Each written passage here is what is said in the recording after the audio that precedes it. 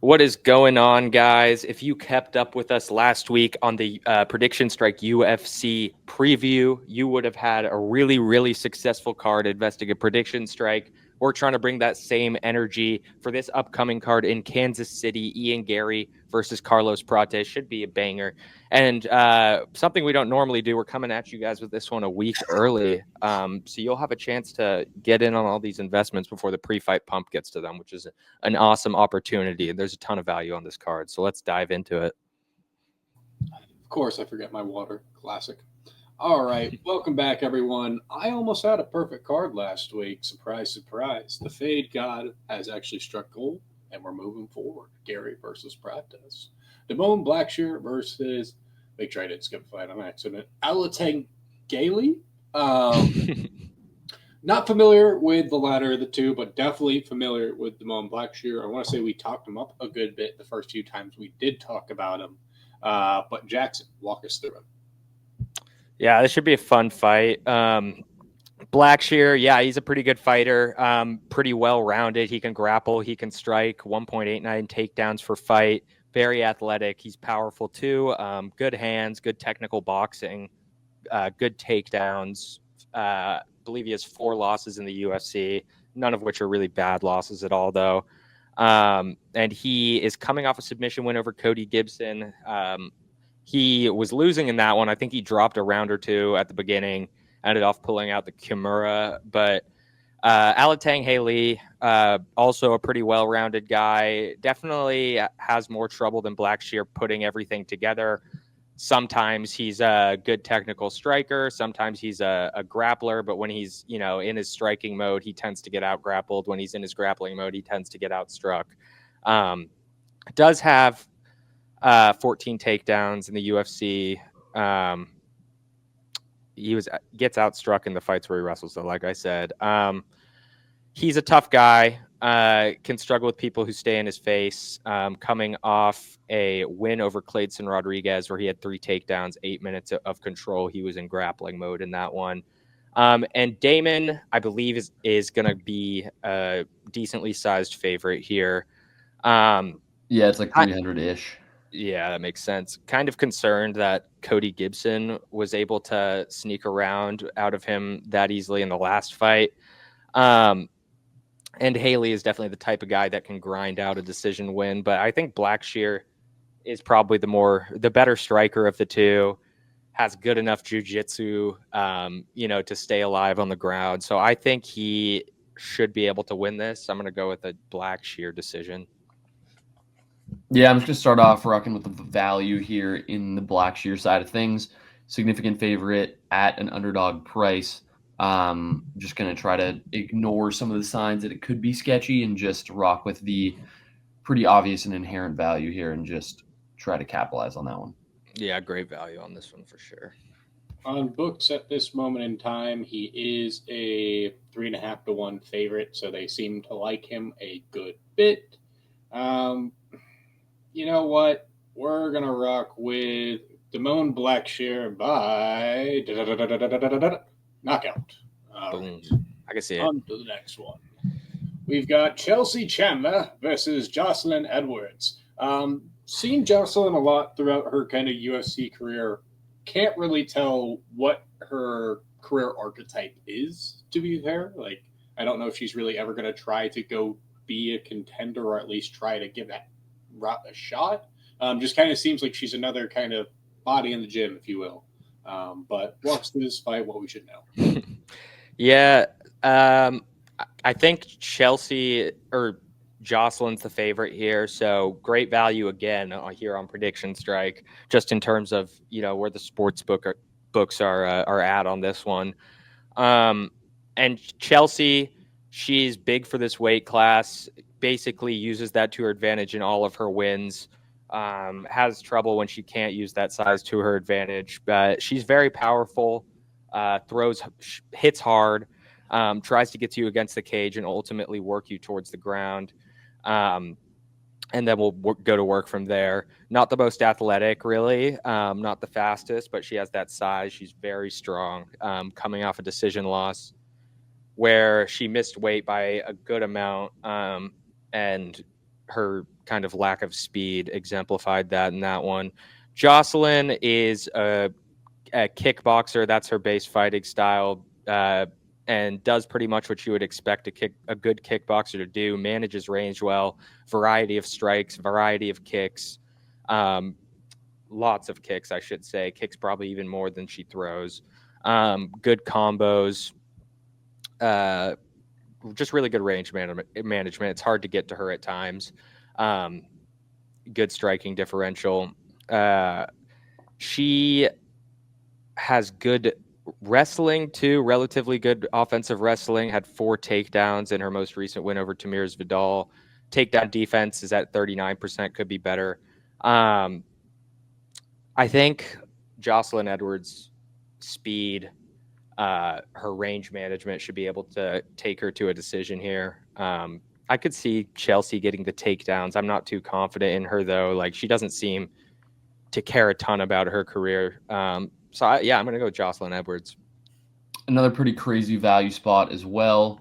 At least this one opened at Jocelyn being minus 200-ish in this fight. So some more pretty inherent value there. I am going to agree with you. I think the ability to keep this one at a distance in a lot of these fights that are pretty slow and don't really have a ton of action, if you can keep your distance and kind of just pick your spots, it's pretty easy to outpoint your opponent. It's kind of going to be Chandler's wrestling or grappling ability versus some striking here, and ability to keep range. And I'm just going to trust Jocelyn Edwards to be smart in this one. Yeah, I'm just going to go with Jocelyn Edwards by decision. Great value on PS, so download the app if you haven't already. Great promo going on right now. We deposit $10, get $200 in bonus cash. But with that said, we move on to the next fight. Jacqueline Amorim versus Polyana Vian. Massive price discrepancy here. Is that good for the PS users, or does PS have this right? That's I'm a seeing it's typo on my opening end. at 460. Yeah, that it's Polyana Viana, sorry. But yeah, it's minus Amarim's 460 for Amarim, so it kind of makes out. Yeah, that makes sense. So yeah, prediction strike price kind of reflecting what the books see in this fight. Amarim, and I would tend to agree, it's a pretty easy breakdown. Amarim is a BJJ world champion, insanely good grappler, great takedowns, a bunch of submissions, power in her hands too. She can definitely strike. A little bit unpolished on the feet, but very powerful. One punch knockout power, coming off a win over Vanessa Demopoulos. She was cheating a little bit in that one. Definitely was grabbing inside the glove. And Polyana, also a grappler, definitely cannot strike nearly as well as Amarim can or grapple. She's not a jiu-jitsu world champion, but she has okay hands. She's has 4 UFC wins. All of them are by submission. So at this point, you can definitely categorize her as finish or bust type of fighter. And Amarim's super powerful too. So I could see this one going inside of the distance. Amarim seems to be improving through every fight. Really like her. Polyana is not really the same at all. I think Amarim's going to dominate here. I could even see a finish inside the distance from her. I'm going to guess by sub. Yeah, I'm just going to rock with Amarim, not overthink this one too much. It's kind of hard to get involved with this one. We'll wait to see how some method of victory lines play out next week. I think your finish inside the distance could probably give you some juice, but other than that, it's going to be tough to find any real value on this one on PS or elsewhere. So we'll have to get in the weeds with those as the week progresses. Yeah, give it to me by decision. I have a theory with women's fights. They're just more often than that not, they all go to decision. Just about. Yeah, you're gonna find more value there than not. Like Verna Yandrova. Like honestly, I walked into that play and I was like, you know what? The sub seems really good. I think she had like 14 different submission attempts. It felt like just none of them got through. Yeah, so, bro, that Verna by decision was my chit chat lock of the week. Damn, I missed that episode then. Didn't get to doom scrolling there just yet. Damn it. All right. On to the next one. Chris Gutierrez versus John Castaneda. John Castaneda's the much more fun name between these two. I also want to say he has the better value, if I'm correct on how the market is projecting this. But Jackson, walk us through what we should know.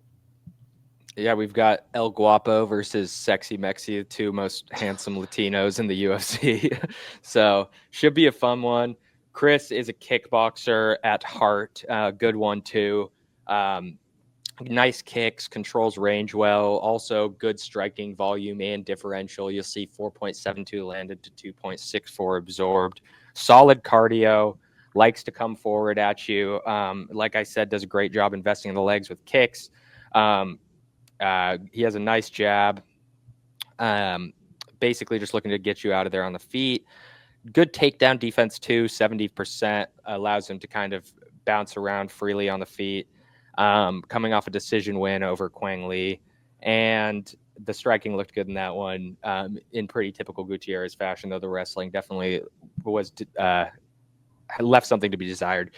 And Castaneda is kind of the opposite. He comes forward just like Gutierrez does, but is definitely a little bit more wrestling oriented. He likes to strike, but he is a former D2 wrestler, well-rounded guy, sets a good pace. Very fast hands, a negative striking differential, so definitely gets hit on the feet. But like I said, he is okay with striking. Not a ton of power either, but has a deep arsenal of attacks. Moves forward, which is always good. And this should be a good fight. John Castaneda has had a few fights canceled in a row, I think, but both of these guys have had full camps at this point.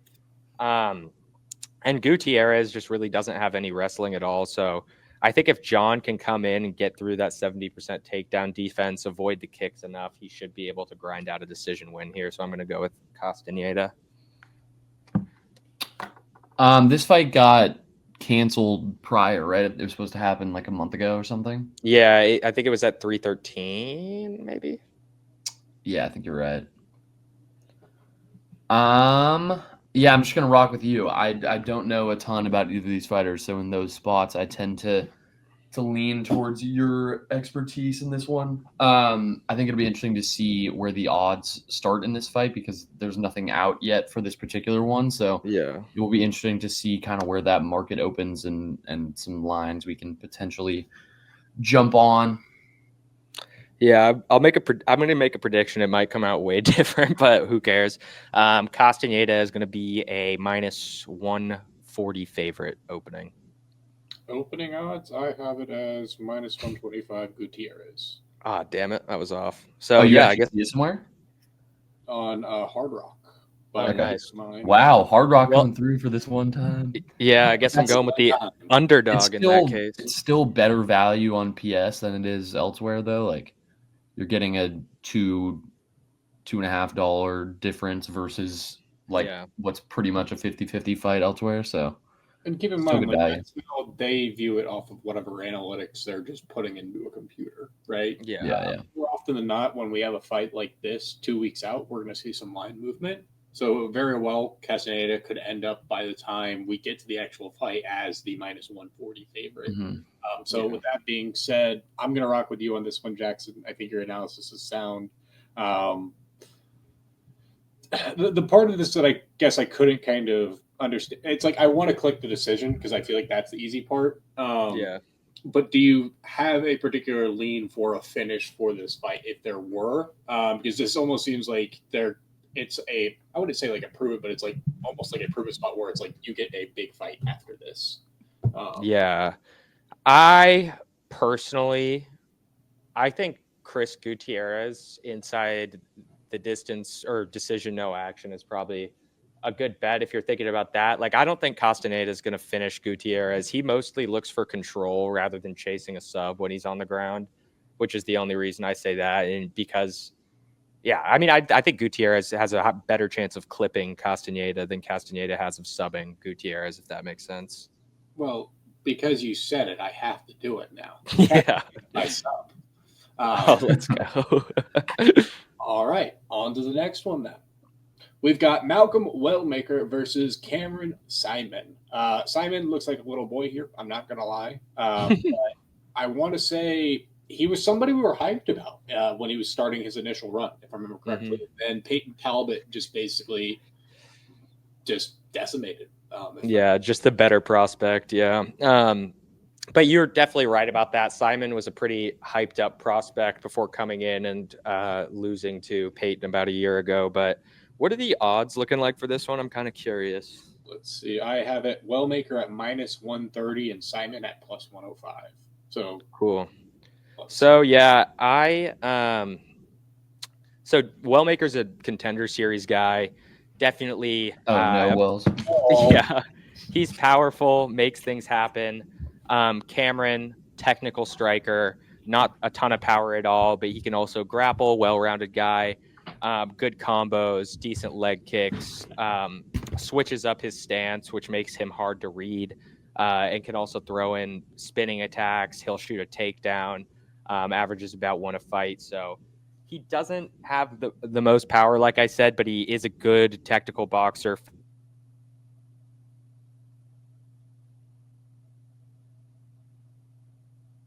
Bit. And Wellmaker, power.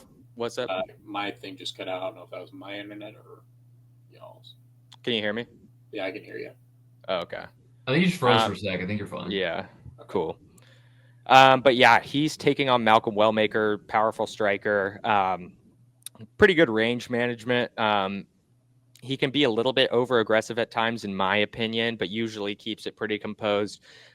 He can grapple as well. Decent takedown defense. Got a knockout on Contender Series to earn him this shot at the UFC.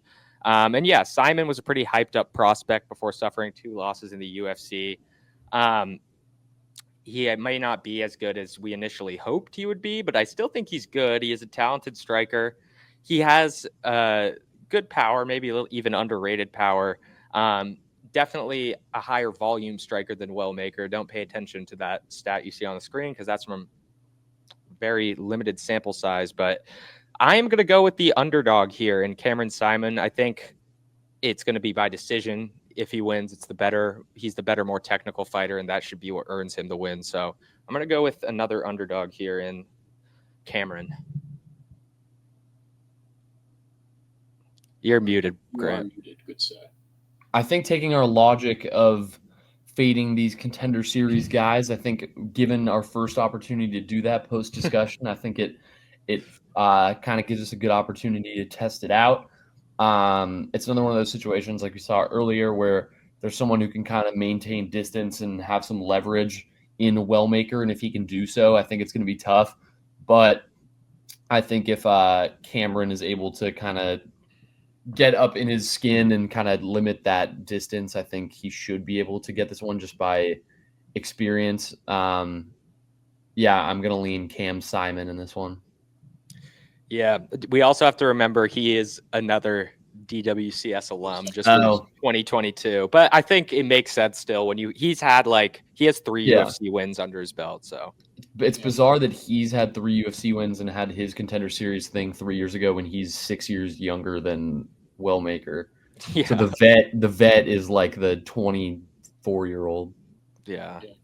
But I think that Simon should be favored in this fight regardless. I'm going to rock with you guys. Simon by decision. I think there's definitely an argument that could be made for Wellmaker, but it's like we've been saying, like actual UFC experience is becoming a more invaluable asset over time.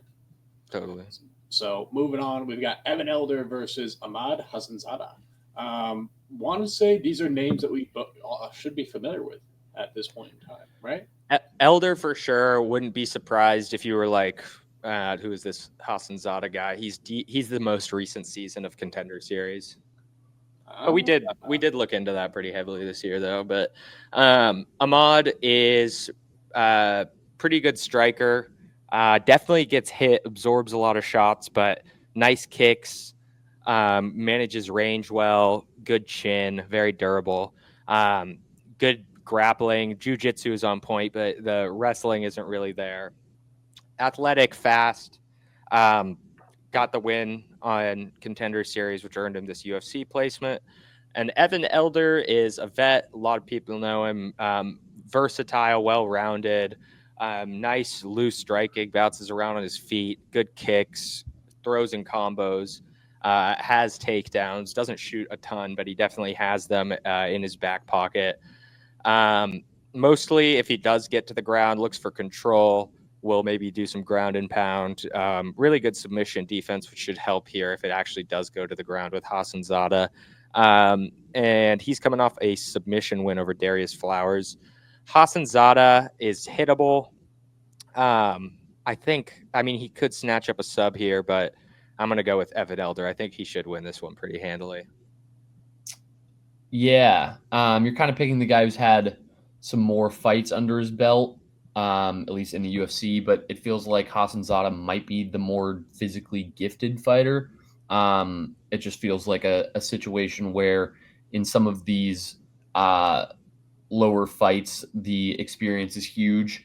I think I'm going to take Elder by decision. I just feel like his ability to navigate a fight is probably going to be better in this one.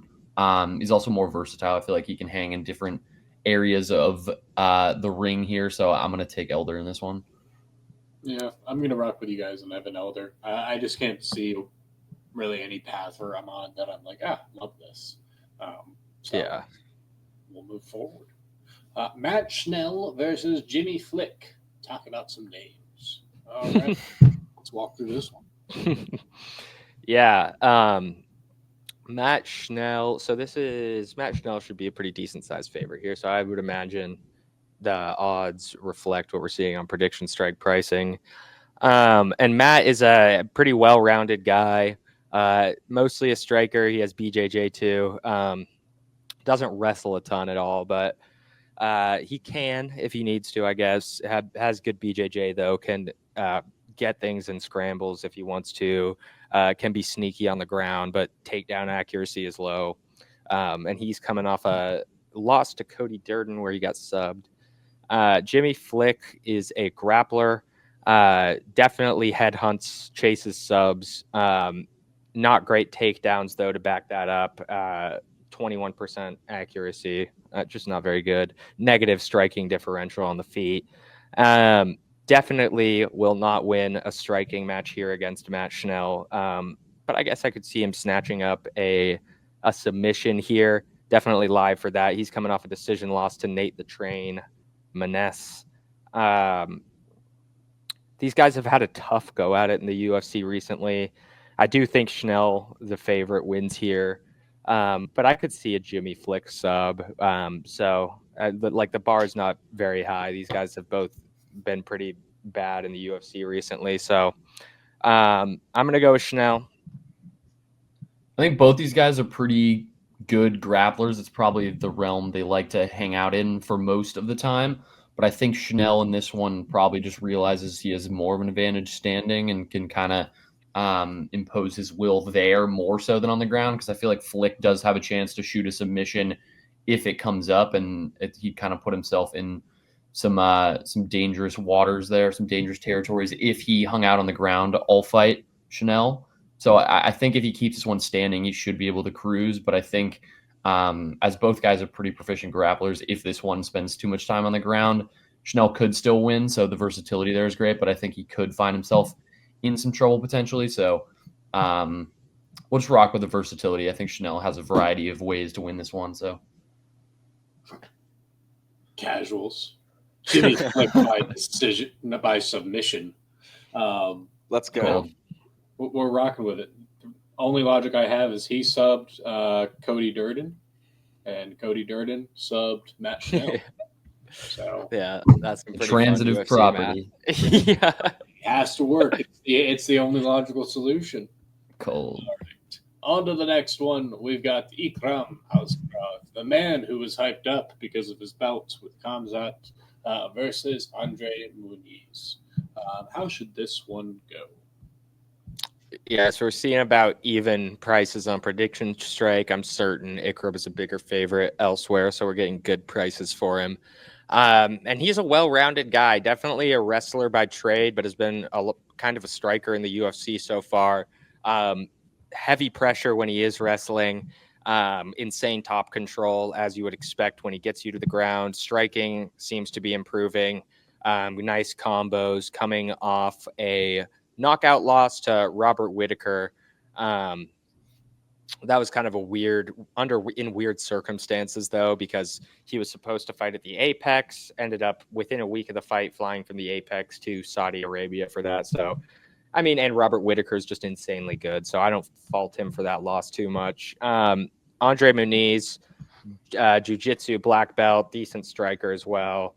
Definitely has power in his hands. Striking is pretty clean for being grappling oriented a lot of the time. Decent entries too, as far as offensive wrestling goes. Also, not just a jiu-jitsu nerd. He'll stand and bang with you. He isn't just desperately trying to grapple. Coming off a win over the Iron Turtle, where he just out-wrestled him basically. Ikram, got knocked out in the first 2 minutes of his fight with Robert Whittaker, but he took that, like I said, on short notice in weird circumstances against a really good fighter.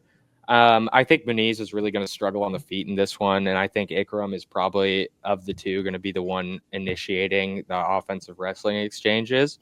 So I'm going to go with Ikram. I'm going to take Ikram by KO in this one, or TKO or whatever. I just think he's been able to kind of dictate the pace and kind of where his fights take place recently. Been a lot more impressed with his work. And I think if he can dictate this one and pick his spots to strike, obviously a high volume striker based on that 7.03 significant landed per minute. So yeah, I just think his pace and kind of experience and talent level is going to allow him to figure out where this fight is going to end up. And I think he could also hang in other realms. So I find it hard to believe that Aliskerov is going to lose this one. He is like minus 700 elsewhere, I think, too. So you're getting great value here. Yeah, that is great value. Yeah, Ikram's that dude. Andre Muniz is not just fought in forever, is the simple reality. I kind of want to follow you on the knockout. I feel like that's just how this is set up to be here. So I think that is ultimately what I'm going to do. I think that's wise. On to the next one. Randy Brown versus Nicholas Dalby, who looks like he wants to be a wannabe movie villain. That said, Randy Brown, if I remember correctly, is one of those kind of ball knower kind of fighters where he's just really technical and is going to more often than not just be a good pick. But let me know if that's true and what else we should know about this fight. Yeah, Randy Brown's definitely a good fighter. Good striker, tall for this division at 6'3", and uses that intentionally when he's striking to control the range. Sits behind a good jab, nice long kicks, and then moves in very fast because he's so athletic and explosive, and a good boxer. He also has a decent amount of takedowns in the UFC. Doesn't go to it often, but he has it in his back pocket if he needs it. Solid jiu-jitsu as well if it goes to the ground. And he's coming off a decision loss to Brian Battle, where he actually looked really good in that one. He landed more strikes than Battle did. He landed 2 takedowns against Brian Battle. So Nick Dalby, he is mostly a striker. He's got that karate stance, so super wide base, good cardio, definitely can be hittable as a lot of karate style strikers are. He averages a takedown a fight, but he has 27% takedown accuracy, which isn't great. Overall, pretty much okay everywhere, mostly just a grinder, not the most dangerous guy ever. He's also 40 years old now, coming off a decision loss to Renat Fakhretdinov. So I'm going to go with Randy Brown. I think this should be a pretty straightforward victory for him. I could see him going to decision because Dalby is a tough guy, but at the same time, Dalby kind of does get dropped with power. So I think it's a pretty good toss-up scenario here between a decision and a KO. Could go either way, in my opinion. Yeah, I like Randy Brown as well, and you're getting more value here on PS. It's always hard to turn down. I just think Dalby, like you said, is more of a grinder at this point. Can strike, can put up volume, obviously, but it just feels like a situation where he's probably physically outmatched and he is going up against a 4-inch reach and height advantage. It just feels like it's going to be tough for him to kind of get into those clinches in situations where he's going to be able to run up the volume. I just think Randy Brown probably cruises and keeps this one at a distance, so I'm going to take him by unanimous decision. Yeah, that's kind of where I was leaning with my intro as well. It just seems like a really good spot for a decision for Randy Brown. Not really much else to be said there. So with that said, on to the next one. Not too fast. Michel Pereira versus Abus Magomedov. I definitely butchered. If I could say, butchered that. But how should we expect this fight to go? We seem to be a little bit wider than most markets based off of pricing. But let me know your thoughts here. This is going to be a really fun fight, I think. And a good test for both of these guys. Michel is definitely a monster. Since switching to 185 pounds, he's racked up 3 wins in a row. Despite having so much experience at this point, he's only 31 years old. He's got a lot of fighting ahead of him. Definitely older in fight years, though. But he's looked amazing at 185. Can fight everywhere. Insane power in the hands. Great jiu-jitsu. Just well-rounded in general. He did just get grinded down by Fluffy, but that was just a great fight from him. He gassed. He couldn't maintain Fluffy's level of cardio all 3 rounds. So Abus is a good striker, mostly a striker. Definitely has wrestling in the back pocket, though. Powerful. He's a long guy, stands at 6'2" with a 78-inch reach. He has good kicks, too, manages range well with that length. Nice hooks. He is kind of hittable. You'll see that he has a negative striking differential. But he is a pretty smart fighter. If he realizes he's losing a striking exchange, he'll start wrestling with you. Does a good job of staying composed. He's coming off a submission win over Bruno Ferreira. And I think Michel can get this one done. I really hope that he's been focusing on his cardio since his most recent loss, just because that was obviously where he needed the most improvement. And Abus is definitely hittable. If he's able to weather a first-round storm from Pereira and Pereira doesn't have improved cardio, then that could be a huge problem for him. Because he is so long and is so good at managing range that Pereira could just start getting frustrated. And the shots, if he's trying to get it to the ground, will be worse and worse. But I do think Michel is going to win this one. I'm thinking him inside the distance. Very, very dangerous guy. So just hard to trust the cardio right now. Yeah, I'm going to take what I think will probably be a decent bit of value on Pereira by sub in this one. Go the Wells route here. I feel like Magomedov is probably going to try to control this fight on the ground. It's his best bet. If he's standing up and striking, I think it could get kind of in Pereira's favor. So I think if he takes this one to the ground, Pereira's shown that he can fight towards those submissions. So I think what could start out as some top control for Magomedov could turn into Pereira shooting a submission attempt there and kind of finishing this one in second or third round or something. So I'm gonna rock with that for now. I'm gonna rock with Pereira by decision here. I like him, but when I look at Abus's resume here, I'm just kind of like, this honestly could be something interesting. Yeah, I totally think, like, I genuinely think if like Pereira hasn't made some serious improvements in the cardio, then he might be in trouble here. Like, I don't know. I almost want to take a dog shot on it just because it's like, if we're going to take like another, I feel like this is probably one of the last spots we can really take a dog shot. So I'm debating that. You know what? Fortune favors bulls. Well, screw it. We'll go with a boost by decision. Why not? How does one go about like improving your cardio that much in not that big of a time span? Like, what kind of work are these guys doing are they just fighting like 5-round fights, or like what's the thought process behind that? Yeah, I guess, or just like wearing a plastic bag on the treadmill. Like, doing more cardio, I think, is a big part of it. Yeah. I think that's really all it is. Yeah, I don't know. It's going to be interesting. I mean, Anthony Hernandez, I think, is just going to be one of those beasts that we're talking about for a minute in the division as well. So it's like that loss, I really can't wait. Yeah, Hernandez also has some of the best cardio of like any fighter in the UFC too. So That's what I'm saying. So it's kind of hard. I don't know. I think this is honestly going to end as a 50-50 fight. Line on the fight. It'll be a great one to watch. But moving on, we've got Giga Megamind Chikadze versus David Onama. What should we expect in here?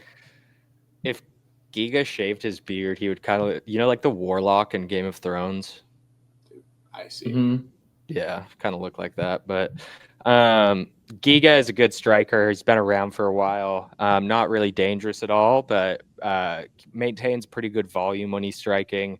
Nice kicks. He's also long and manages range pretty well with those kicks. Decent jabs.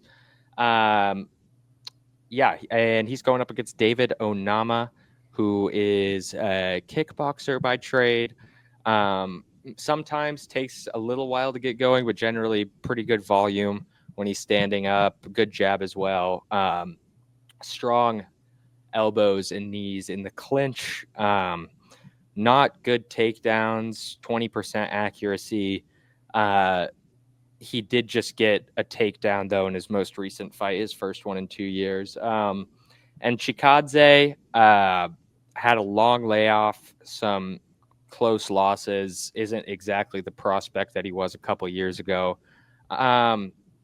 Curious to see the odds on this one. I'm going to go with Onama. He should just be better, more athletic, more explosive. I think the Giga layoff is going to be pretty visible during the fight. Tends to impact strikers more than it does, other like wrestlers or grapplers. So I'm going to go with David Onama here.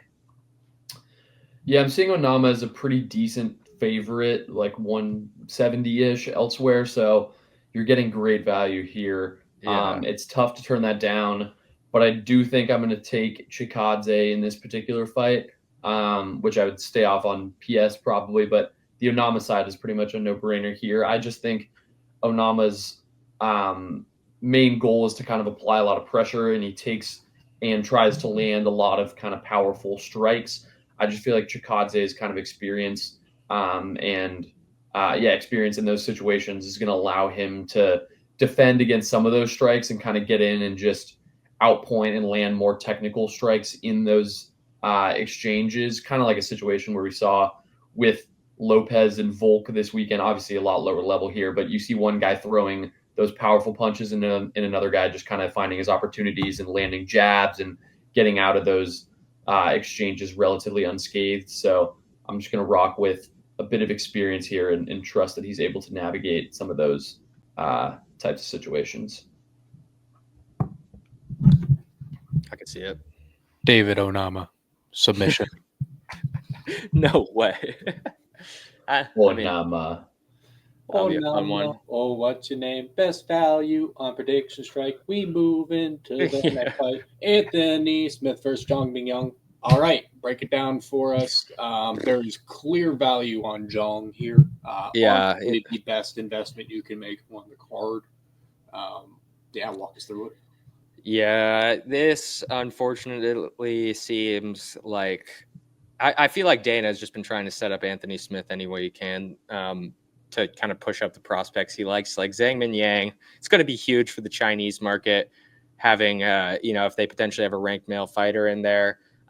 Wei Li is very, very big in the Chinese market, so they're definitely intentionally matching Zhang Mingyang up here for a showcase fight versus Anthony Smith, in my opinion. And Smith, coming off the loss to Dominic Reyes, where he landed 100 less strikes. Mingyang is dangerous too. He can finish you both on the ground, on the feet, has power, 100% finish rate. So coming off the knockout win over Ozzy Diaz, I think he's just going to dominate here. Smith may be more technical, obviously has the experience edge, but he's not durable anymore. Chinny. Mingyang wins on the feet or on the ground, in my opinion. Yeah, I think if this one gets into like the last round or something, you could see a situation where Smith is able to just kind of grapple his way into some control and maybe fight towards a decision. But I think even then the judges might be in the Mingyang court just to kind of prop up a prospect here, especially one in a market that they can capitalize on. But yeah, I think the explosive striking and the volume there is just going to be too much. I like Zhang by KO. Let's go. Yeah, I like him as well. Albeit like some of these early losses in his career are definitely like, so they're not the worst things in the world, but they're definitely not ideal. Yeah, we're just gonna go with decision.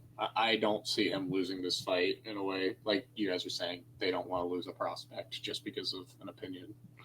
All right. Agreed. Yeah. Ian Garry versus Carlos Prates. So some inherent value on the Prates side right out the gate. But what side should we be rocking on this fight? Are we going with the fighting nerd or are we going with Ian Garry? Graham, I'll let you lead this one off. I think you got to rock with the fighting nerd in this situation. I mean, we've seen them improve to what 19-0 last weekend, something like that. But I think the value here is a little too good to pass up on. A ton of value on this card in general.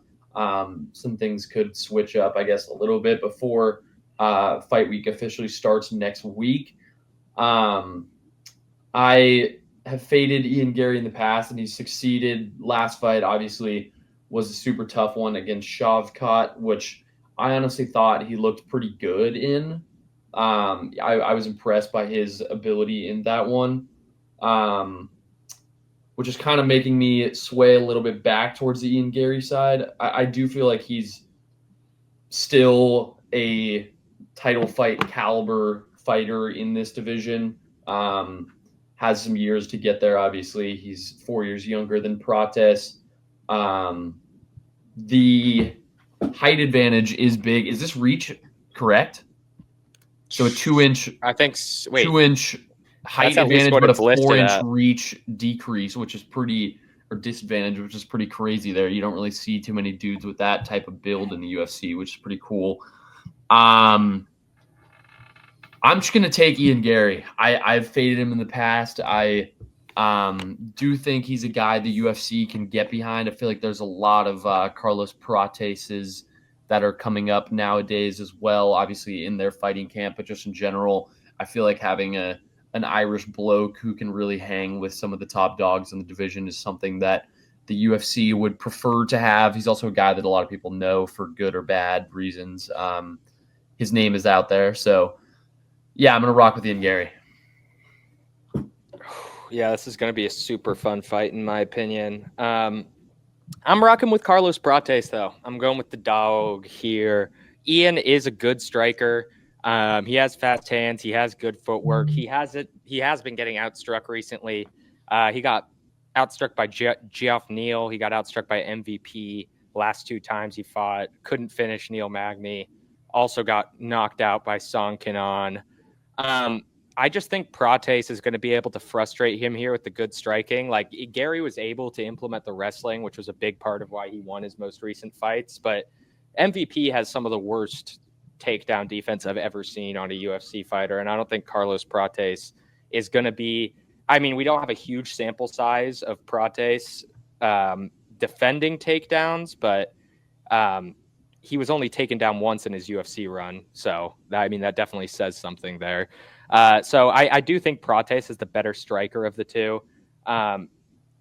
Garry does have like the experience edge. I'd say he has the grappling experience. He has the general experience, but Prates I just think is going to be too good of a striker here. I think I'm going to put my faith in him being able to keep it off of the ground. Yeah, I think it's going to look similar to what we've seen recently where Prates starts to have some success in the striking. Garry doesn't like it. He switches to shooting takedowns. That's not as effective of a switch as we've seen it be for him in the past. What do you think here, Wells? I'm going to rock with Garry by... We're going to go with decision. I just think he's very technical. It's just as simple as that. I like Carlos Prates. I think he's phenomenal. I just also believe that it's very live that he's going to get overhyped this fight because everybody's going to see how many knockouts does he have in a row, 6, 7, and just be like, Gary's next. We just saw what Gene Silva did to Bryce Mitchell. But when it comes to like the whole entire, I don't know. I just look at the last fight he had with Shavkat and I'm like, you can say it was about the knee injury or whatever, but Garry, I think by decision is where I will be at. So, tail or fade according everyone? I think Prates is in a spot where he is more aggressive and has more power. Like he could get into a spot where he can finish Ian Garry or just land a couple knockdowns that kind of guarantee a decision for him. But I think like throughout a full 3 rounds, if Ian Garry can dodge a lot of those exchanges, I think he is probably more technical. Like he'll probably outstrike Prates in terms of landed, can kind of get those jabs down, maybe even establish some leg kicks and things like that. Like I trust his ability to navigate the fight more and probably get towards a decision just by kind of landing some of those smaller strikes. But I guess we shall see. I love being on the opposite side of you guys on this one. I'm pretty confident, my boy. Sounds good. Sounds good. I'm sure there'll be a good bit of line movement throughout the week. Totally. So we will see with time. Let us know down below who you guys are tailing or fading in this particular event and the rest of the events, of course. Subscribe if you've made it to this far, because clearly you found this somewhat entertaining at the bare minimum. Or this is just running randomly in wherever location you are, in which case, thank you for letting us get those views up. But with that said, if you don't mind subscribing, liking the video, and downloading the app PredictionStrike, we'll talk to you later. But yeah, I don't really have anything else. No fun kind of weird outro. Maybe the Magic will get a win tonight. Maybe the Warriors will get a win tonight. And if we get lucky, Magic, both of them get a win tonight. Draymond Green for a 3. Until next time. Peace, y'all.